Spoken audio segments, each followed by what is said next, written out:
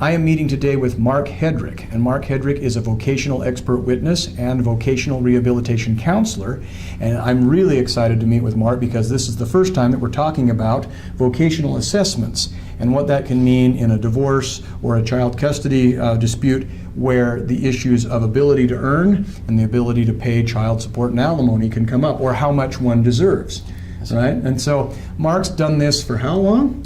Since 1999. Yeah, he's done this for a very long time. The list of attorneys he has worked with in these sorts of cases is literally pages and pages long. Yes, sir. And so Mark was nice enough to tell us what a vocational assessment is. And we could talk about this for hours, but we're just going to go over today, we're just going to talk about what it is and then how the process unfolds if you are somebody that is subject to a vocational evaluation. Is that right? And then yes, what the evaluation can and cannot, or excuse me, the vocational assessment can and cannot do, or what the limitations are. Yes. So with that, before I do anything else, as is always my practice, would you please tell people where you can be reached if they would like to use your services?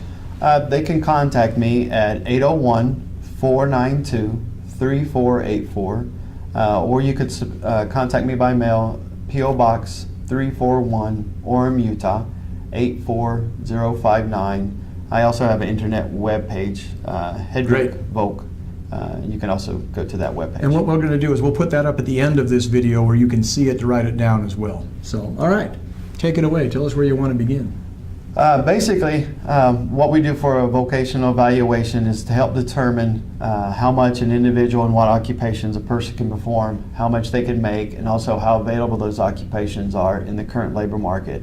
Well, let me ask you this. When would that come up? Why would that ever be necessary? In my experiences, when they've asked me to do this, is to help determine what alimony is being paid.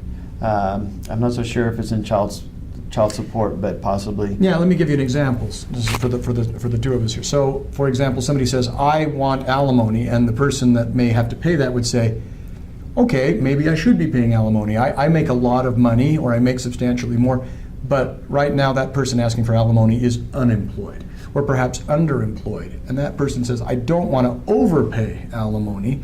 I think that I can show that this person is capable of earning X number of dollars, and that should be factored in, even though that person may not be earning it right now. Yes, in a child support setting, it would be the same thing. It's like, well, I'm going to be the one that ends up with custody of the kids, so you have to give me some child support. It's like, yes, but it shouldn't be based upon the low number that I assert you're claiming out that child support should be based on. You're capable of earning more, and even though you don't earn more now, we get a vocational assessment done to show you are underemployed or unemployed and don't need to be. Yes, sir. Those are the type of evaluations that's what we're doing. And basically, in order to do those evaluations, what I would do is to meet with the individual, go through a series of questions where I would obtain information about the individual's past work history, educational background, vocational transferable skills like computer skills, customer service skills. Basically, generate and create a worker profile, we call. How long? So if I were the one that was referred to the vocational assessment, do I come to meet with you, and then do you have me sit on the long couch and talk about my life, or how does that start? Basically, how we do it is we go visit the individual, usually at their home. Okay. Some individuals may feel uncomfortable about having a male come and meet them and not know them. So I've met people in public places. I met people in their attorney's office. It's whatever is convenient and easiest. So you do meet with me. It's not something where I fill out a questionnaire or something. I have done it both ways. I prefer to be able to meet the person in person because some of the individuals I meet with will also have psychological or physical disabilities that have limitations attached to it. So that way I could see the individual and see how that affects their ability to do things in person. So that's also helpful. But I gather that information through an interviewing process. Depending on how long your past work history is, it usually takes around 30 to 35 minutes. Okay. Some evaluators will do vocational testing, where they're going to test your math skills, your reading skills, some aptitudes testings and things like that. The limitations of that is there's no measure or anything into the test to tell you if someone's given a true effort or not. Okay. So basically what I've researched and what I've learned and I was trained is that when it comes to forensic reasons, anything that's going to possibly be going to court, money reasons, to stay away from the testing if there's no way of knowing if someone is given a full effort or not. That's interesting. Yeah. Now, speaking of that, which I think we talked about off camera before we came here, is another thing that can be done sometimes is what's called a functional capacity. A functional capacity evaluation. And that's where you're actually seeing like how hard they can pull, how much they can lift, and things like that. Is that right? Yes, sir. That's when I run into individuals who may have, they indicate to me that they have a physical limitation, some type of problem. And I'm gonna exaggerate. Like I need lots of money. I can't work because I have a bad back or because I have some kind of neurological problem with my hands. Now that may be true. Yes, sir. And if there's no dispute, it's like, look, like if you and I were getting divorced, it's like, look, I know that you've got this neurological problem. I've seen it for years. I agree. I wish I didn't have to pay you as much money, but you are disabled. But the other time, sometimes what it is people are calculating and go, I'm going to claim I'm disabled so I get lots of money. I can go and have a functional capacity test done. Yes, sir. And those, the reason I want to bring it up is you said, well, it's hard to tell if somebody's faking their ability to read and do math. Yes, sir. But the functional capacity test is a little different, isn't it? Yes, sir. They actually have things they've incorporated in the testing to show if someone is given a full effort or not. There's grip strength tests and bell curves and things like that they will do with the individuals to tell if they give a full effort or not. So you can claim I'm too weak to do these things, and they can actually tell you're faking. Yes, by squeezing the strength is supposed to create a normal bell curve, and if they see any deviation in that. Yeah. All right. So you've met with them. You've gotten some background. You may be able to test them as to verbal, math, and reading and writing skills. Although you've told us what some of the weaknesses I stay away from that. It's kind of scary. And then you've told us about functional capacity tests that can be done with regard to the physical limitations one claims. Yes, sir. Now, one of the things with a functional capacity evaluation, they're typically done by either physical therapists or occupational therapists. My experiences in dealing with the workers' comp arena with the State of Utah Labor Commission, where a lot of these are taking place with functional capacity evaluations, it needs to be reviewed by a doctor. And then it holds a little more weight. A medical doctor. Yes, sir. To be able to interpret the functional capacity evaluation and then indicate based on that functional capacity evaluation and their physical evaluation that they do with the person in their office, then they could document what the person's physical capacities are. But it's best to have that extra step where a doctor reviews it. Because they can see whether or not the tests were conducted properly. Well, that and a physical therapist is not necessarily qualified to provide work restrictions, so that's why it needs to be reviewed by a doctor. All right, so assuming that we've determined whether those things have to be done, you've done the initial phase, what comes next in your work? My next point would be to do, like if they have a degree, is to then research the degree that they may have to find out what type of occupations that one can perform with that type of degree. And then also to review labor market information that's published by the State of Utah Workforce Services or the United States Department of Labor, Bureau of Labor Statistics, in order to determine how available those jobs are that I'm going to identify, what the pay scale is that they could possibly perform out there. And another step that we also do is what we call a transferable skills analysis, where we use books such as the Dictionary of Occupational Titles to try to identify occupations that are similar to the ones that they performed in the past, so they have those skills and be able to obtain those jobs. Yeah, so I'm a lawyer, and so if I, for some reason, couldn't practice law anymore, they'd say, well, then you've got transferable skills that can be used, because you do a lot of writing. Yes, you sir. do a lot of, you could probably be a teacher or things like that because you get up in front of people. Yes, sir. Okay. Now, one of the things that I run into when I work with the Labor Commission or with the United States Department of Labor is to understand that even just by going through high school, you are developing transferable skills. Math skills, customer service skills, being able to work with the public. You're always developing skills. So for somebody to tell me they have no transferable skills, I find hard to believe. Just the process of living your life as a normal human being is You're going to give you developing skills. work skills to be able to do that. Because I have gone to court before where People parties have literally told me they have no transferable skills.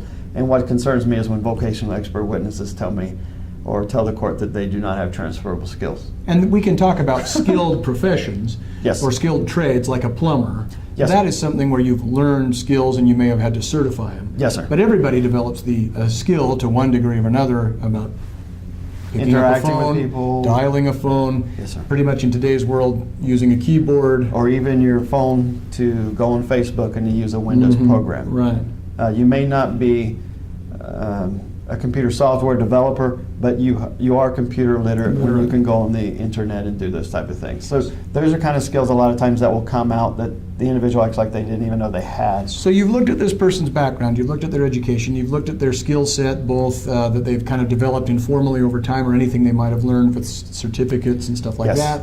You consult various publications and things like that. You look at the Bureau of Labor Statistics or the Department of Workforce Yes, sir. Services, do all that sort of thing.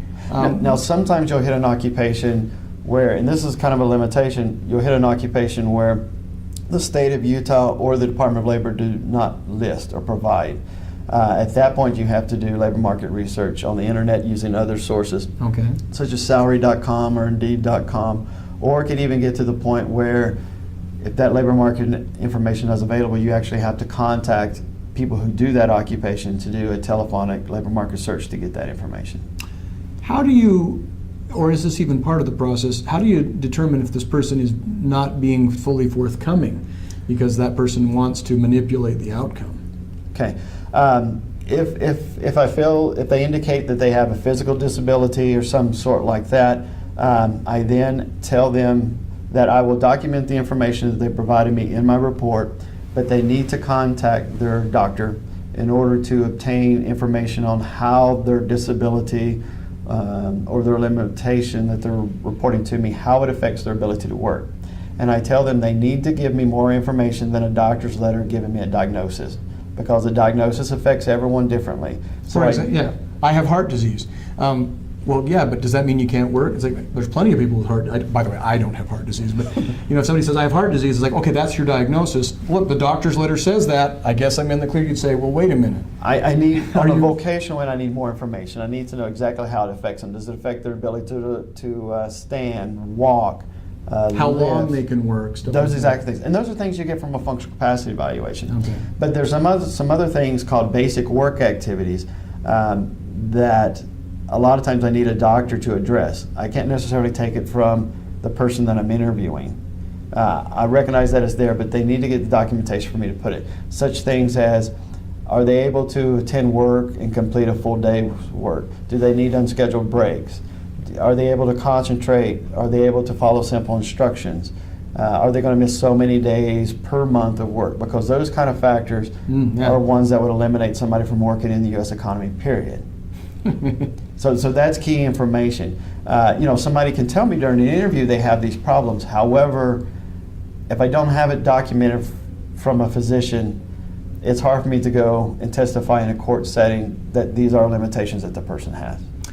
What about when people say things like, how do you account for, oftentimes what you'll see is a stay-at-home parent, typically the wife or the mother, will say, well, yeah, I have a bachelor's degree or even a master's degree, and there was a time when I used to operate a forklift or something like that, but I've been out for 10 years. I used to be a nurse. I've been out of the workforce for 10 plus years or something like that. How does a vocational assessment account for that? How do you do that? Okay, I currently just did a case this week that I finished a report on a gal who had obtained a bachelor's degree in 2005. As long And then as didn't work. I yes, see. and is a stay-home mom. Right. Basically, how it affects it depends on what you have your degree in.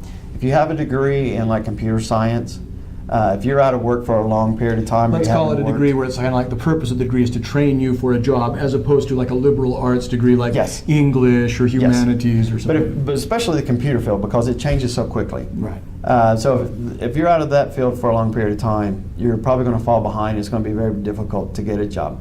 But most degrees that you get into, even if you haven't worked in a long period of time, it does qualify you to be able to obtain employment in certain occupations. And that's what I research and try to, on specific degrees. So you do take that into account. You'll say this person has this degree in a marketable field, but has been unemployed for 10 years. Yes, And then what you do is there's labor market information that's published, and they break the wage information into different categories. The first is the inexperienced wage, or the lower 10 percentile. And then you have the lower 25 percentile.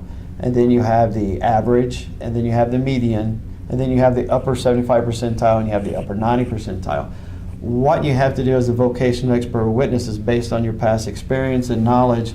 You look at that. You don't necessarily automatically put someone what the average person makes, because the average wouldn't be the average if everybody started at that. Yeah. So you may have worked away in an occupation and maybe worked your way up a ladder. But if you've been out of the workforce for a period of time, you're probably not going to start out making what you were making before. You can't pick up where you left off. Yes, you're probably going to fall farther back, like the lower 25 percentile, or, well, most of the time. So you that have would some be one way of experience. accounting for it, saying, on paper, you look like you should be right here, but I also know that you've been out of the workforce, so I'm going to drop you down here. Those are factors that you have to take in consideration where you place them. And that could possibly be one limitation of a voc assessment, is you're relying on that evaluator's knowledge of or interpretation of where they would place you. There's no set thing written said, this is where this person's That's going to the go. art of being a vocational assessment provider as opposed to the science. Exactly right, because I get asked to do evaluations a lot,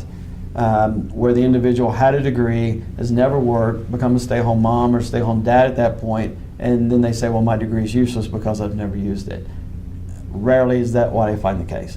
Kind of along the same lines of, even though you may have only graduated high school, it's not as though you are unqualified to do any kind of work. Correct. All right. Correct. So you've done that. Do you write a report in all cases? The majority of the cases I do Okay. write a report. In some cases, when I'm hired, the attorney who hires me, and most of the times, will tell me if they want a report or not. Sometimes they'll indicate that they want me to contact them in order to review my findings before I put anything in writing. It's because if it's in writing, it might be discoverable. And if it's Exactly. not news that we want anyone to know about, it's like, well, the cat's out of that bag, because they can go to you or they can go to the party that ordered it. Yes, sir. Either one. Okay. But assuming that somebody says, yeah, thanks, this looks like very useful information to my case, you'll prepare a written report. Yes, sir. All right. And then do you, let's talk a little bit then about the process of testifying in court and what you charge. Okay. I charge the exact same rate as when I do my employability evaluation and my employability report that I do in court. Okay. Because in my mind, I'm working as a professional when I'm doing the evaluation, and I'm also working at the same level, a high quality work, as when I'm providing testimony in court.